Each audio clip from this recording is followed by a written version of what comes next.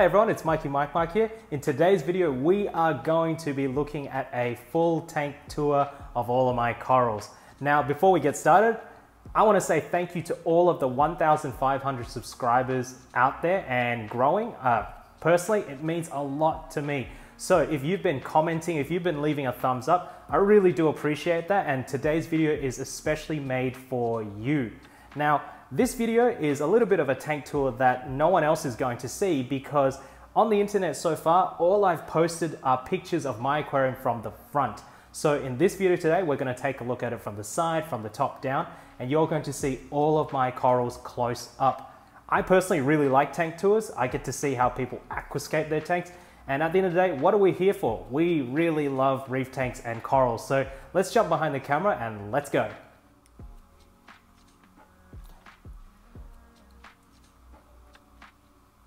Alrighty, so this is the view of my tank as soon as I enter my house. So as we walk up to it, I'm going to show you a couple of things that I get to see every single day, and it's really interesting for me. So of course, this is the front tank view that I always show everyone.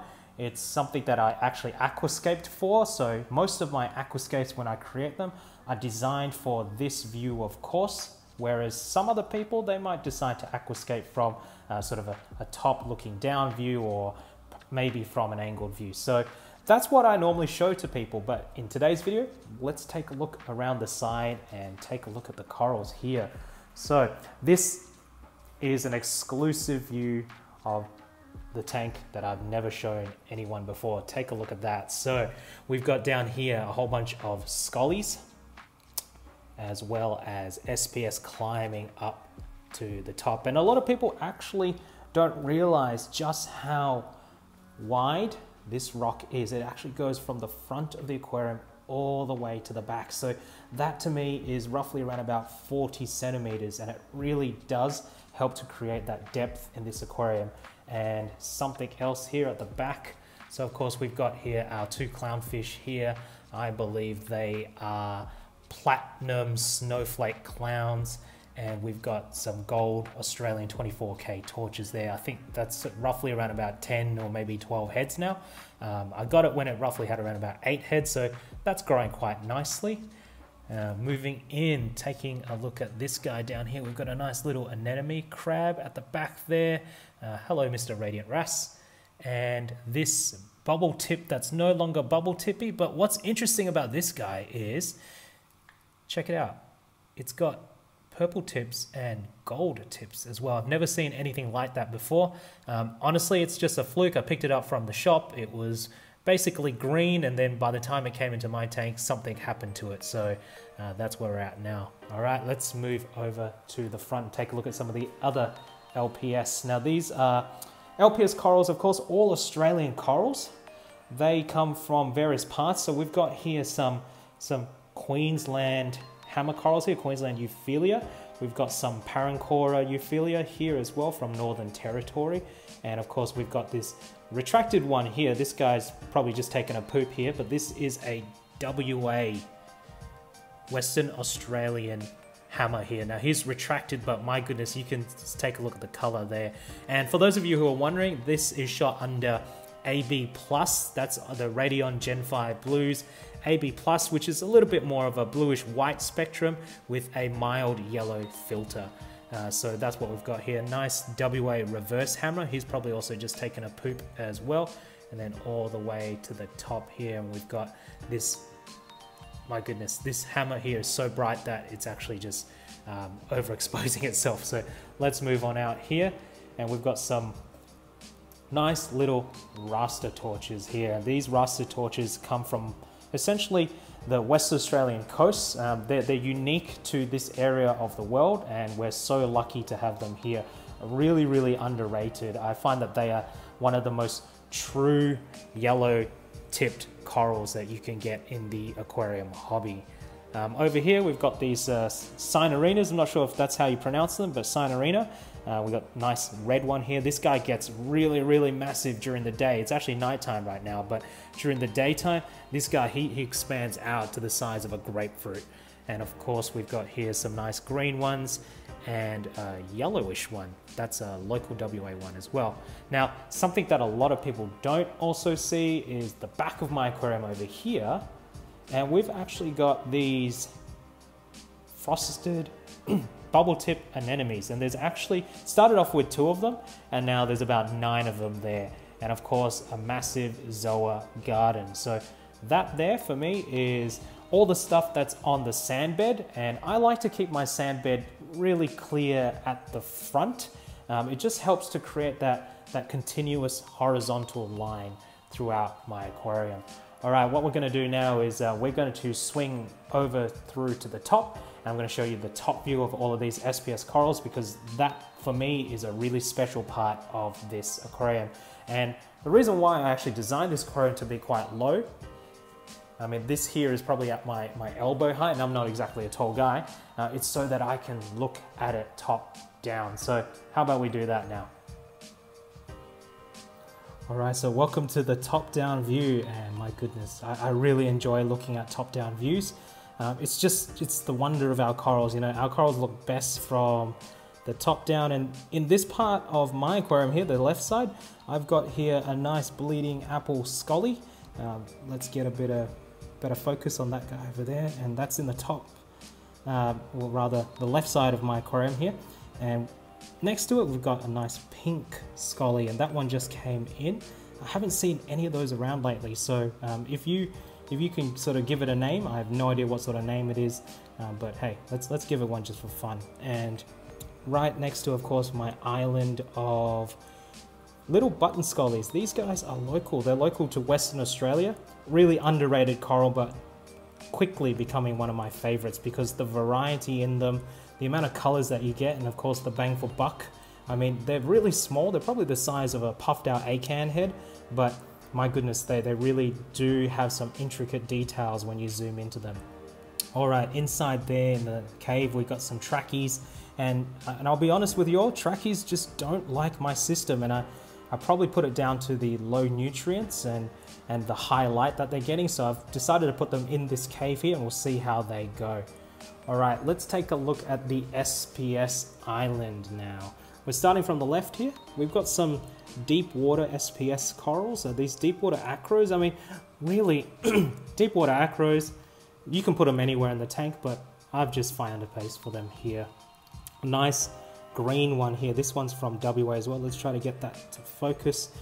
This one just fluoresces amazingly. I really enjoy looking at the way that this color pops at nighttime. Another deep water acro down here. That one there is enjoying the shade. He seems to not mind everything. Right there, got a nice little orange Speciosa, I think it is, although I'm not quite sure. And of course a little TNT down there. So that's growing quite quickly. That's almost doubled in size in the past fortnight. So we'll keep moving on though. And one of the absolute classics here, let's get that to focus. Come on, there we go. Bonsai.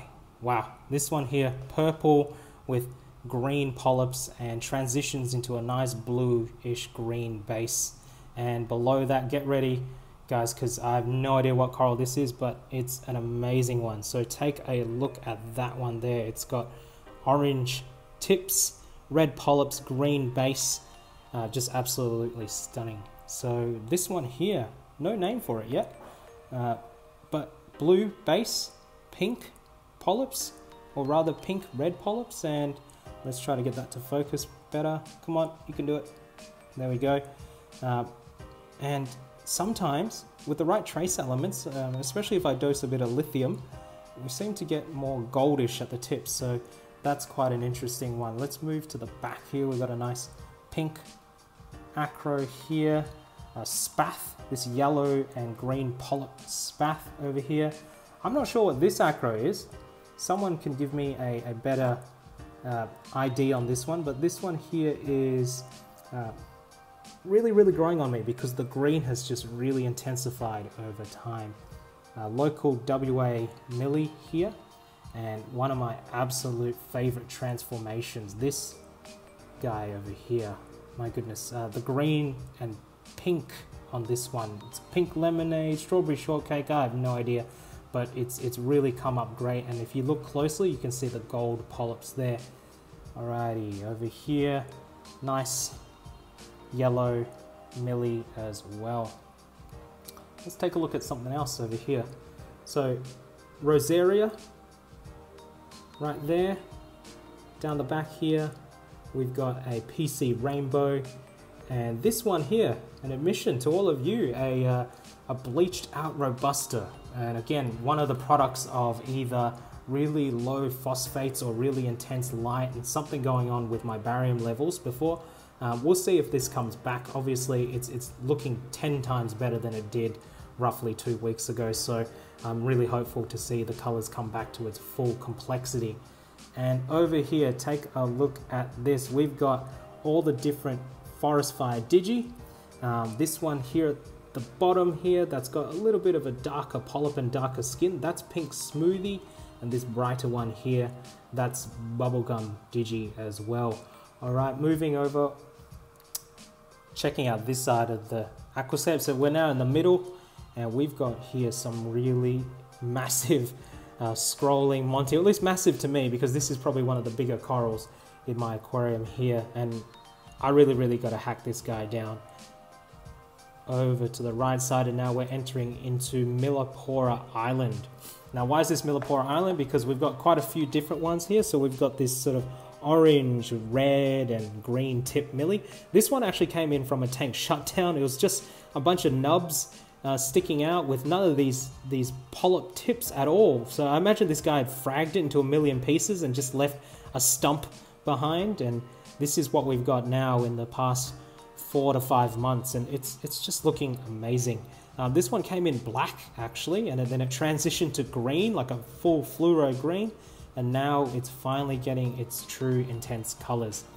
Alrighty, moving over here, check out this one here. We've got a yellow and green polyp millie as well, and I love millies because they look great as they are when they're happy, but sometimes if you get a chance and you bump them, all the polyps retract and you see all the colors coming out. So actually let's do that to some of these millies here, because there's some really interesting colors beneath them. So if I just grab my little pipette here and just give that a bit of a blow, take a look at that. Look at the yellow come out on that one. And this one over here, just the colors really intensify. Next to that is a Speciosa. Really interesting coral, bottle brush type of coral, and a amazing shape. Alrighty.